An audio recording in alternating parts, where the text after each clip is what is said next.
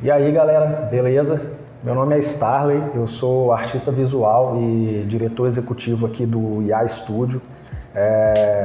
Queria agradecer todo mundo aí que está assistindo já de antemão. Vou estar falando um pouco aqui a respeito do grafite, tirando algumas dúvidas aí que foram enviadas para mim e espero que seja o máximo esclarecedor possível, né? O grafite ele é um universo muito vasto, é uma cultura relativamente nova, né? Essa prática com spray, né? O ato de riscar paredes, de riscar superfícies, ele é muito antigo, né? Os homens das cavernas já faziam isso, né? Provavelmente as mulheres também. Mas o grafite com a latinha de spray, como a gente conhece, ele é uma cultura nova, deve ter aí seus 40, 50 anos, e eu vou estar sanando algumas dúvidas aqui de vocês. Bom, primeiro de tudo, só para esclarecer e botar os pingos no i, a palavra grafite, ela não se escreve com um F só. A palavra grafite ela é escrita com 2 Fs, porque esse grafite a gente entende como o grafite que a gente coloca na lapiseira. Agora, a palavra grafite, né, quando a gente está direcionando aí a nossa atenção para a prática artística, ela é escrita com 2 Fs. Beleza? Só para deixar isso claro. Bom, vamos às dúvidas aí de vocês. Primeira dúvida, para que o grafite é usado? Cara, o grafite, ele não necessariamente tem uma funcionalidade, assim. O grafite ele é uma manifestação pura da expressão humana, assim. Ele não tem uma função de... né? Tipo, o grafite ele serve para decorar a parede, o grafite serve para embelezar a cidade. Não, o grafite ele não tem esse papel. Ele nasce da simples vontade de intervir no espaço urbano e de se expressar mesmo, assim. Quando o grafite surge, ele surge num contexto de violência e de disputa de território entre as gangues, sobretudo em Nova York. Claro que assim, não tem como dizer precisamente, assim, historicamente, que o grafite surgiu na América do Norte, mas a história, como nós conhecemos hoje, e a forma como o grafite tomou seus contornos e dimensões, surgiu lá nos Estados Unidos, né? Não significa que a primeira pessoa que riscou com a lata de spray foi exatamente lá, mas... significa que a estética do grafite, como ela foi concebida, ela nasce lá. Então, o grafite ele não tem esse papel, ele não tem essa função. Ele simplesmente Ele veio da necessidade de jovens que moravam nos guetos, né, nos Estados Unidos, e que eram invisibilizados, de expressar a sua existência, né?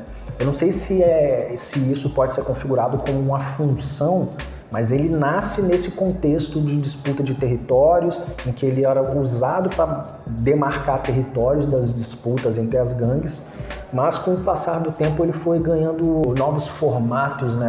O grafite foi sendo atravessado por outras linguagens artísticas e acabou que ele gradativamente foi deixando essa questão territorial de lado. Quem já jogou GTA San Andreas aí tá ligado, e foi sendo respeitado dentro do universo da arte mesmo. Isso levou muito tempo e ainda hoje, assim, ainda existem uma série de preconceitos ainda acerca do grafite, mas ele não tem um papel, não tem uma função, mas eu acredito que ele pode ter a sua utilidade, né, o seu grau de utilidade, dependendo da pessoa que faz, né? Você pode criar uma função para ele, né?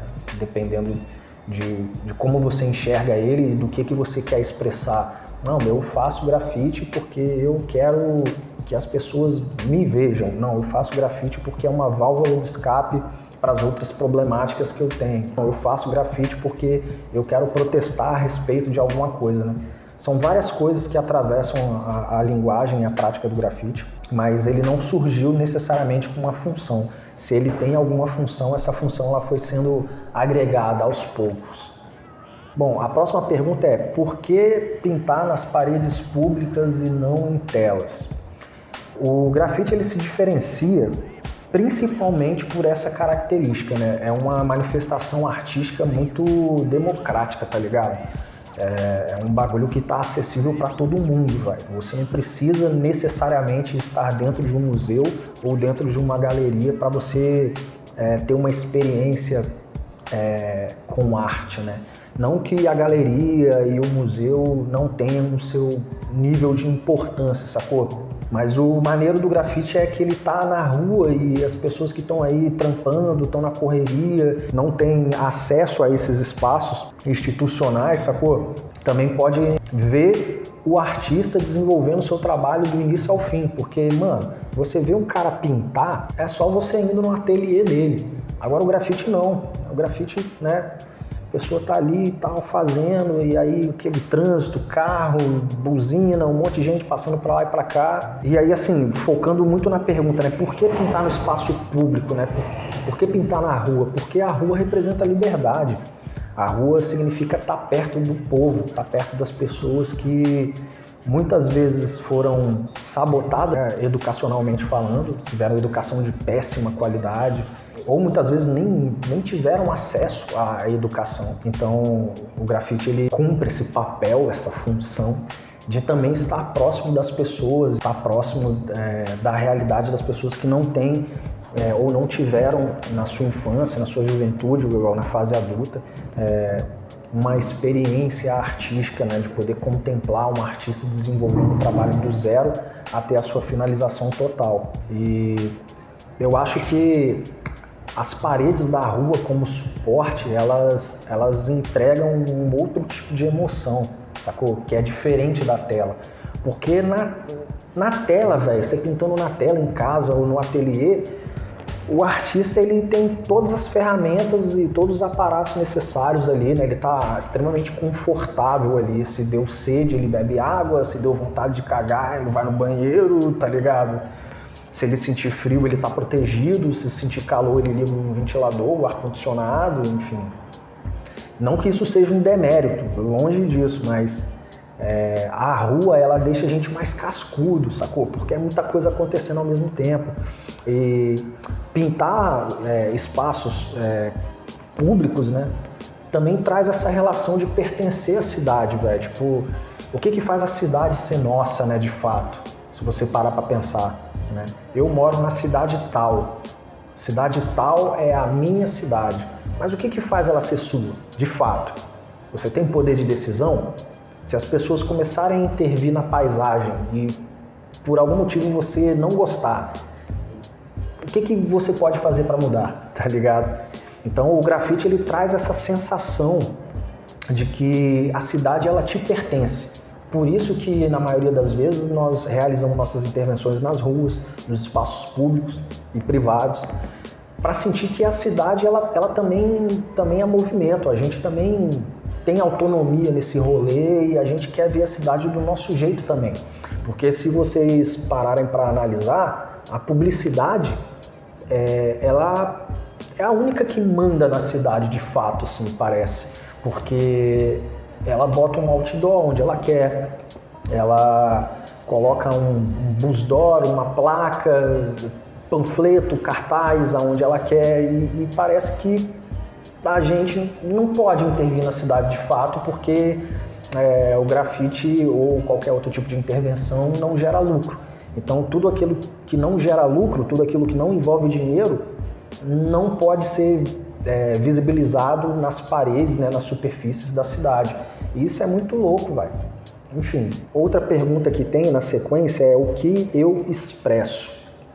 Cara, vou tentar resumir de forma bem superficial, assim, para o vídeo não ficar muito longo e não ficar uma parada muito enjoada, mas dentro do meu trabalho eu gosto muito da vertente do realismo, dos pais do realismo.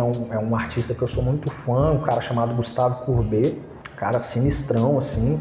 E o realismo é isso, é o retorno ao real. Durante um período da história da arte, muitos artistas estavam dedicados a pintar outros tipos de temáticas que não se conectavam com a realidade.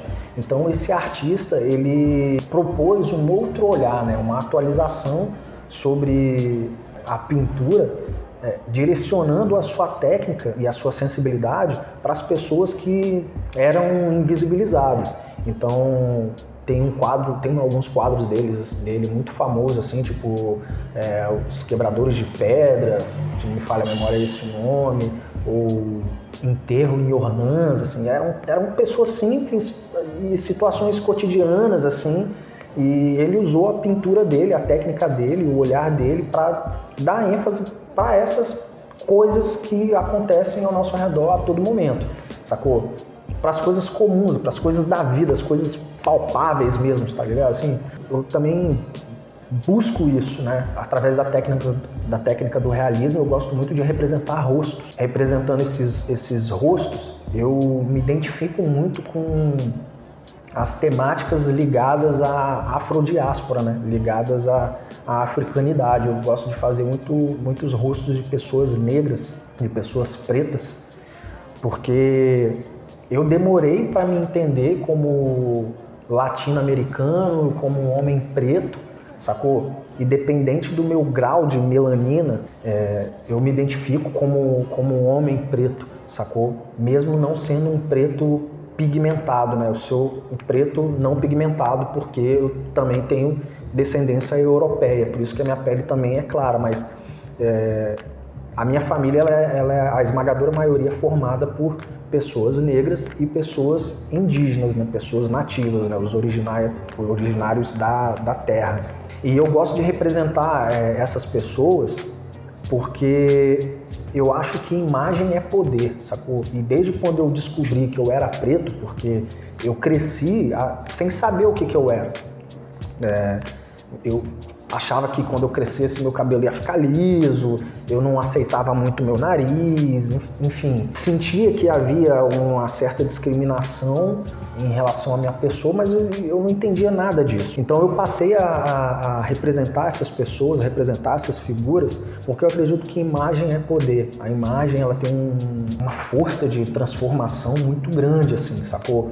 Porque se você olhar ao redor do mundo, todas as divindades que são cultuadas ou adoradas pelo mundo, elas se parecem com o seu povo, sacou? Tipo, se você for lá ver, sei lá, for ver Krishna, que é um deus indiano, ele se parece com o povo indiano. Se você for ver, não chega a ser uma divindade, né? Mas enfim, é uma pessoa cultuada, assim, Buda, ele se parece com os orientais, tá ligado? A galera da Europa vendeu pro planeta, né, essa ideia do Jesus com cabelo lisinho e do olho azul, tá ligado? Filho de um deus que nasceu em Jerusalém, ali num lugar onde seria impossível ele ser branco, mas a ideia que foi difundida é ele branco. E em todas as outras culturas, velho, o Deus se parece com a pessoa, mas na cultura, o preto ele não se reconhece. A pessoa preta não se reconhece enquanto divino, sacou? Fala dos orixás aí e tal, né? O senso comum condena, não, porque isso aí é coisa do demônio.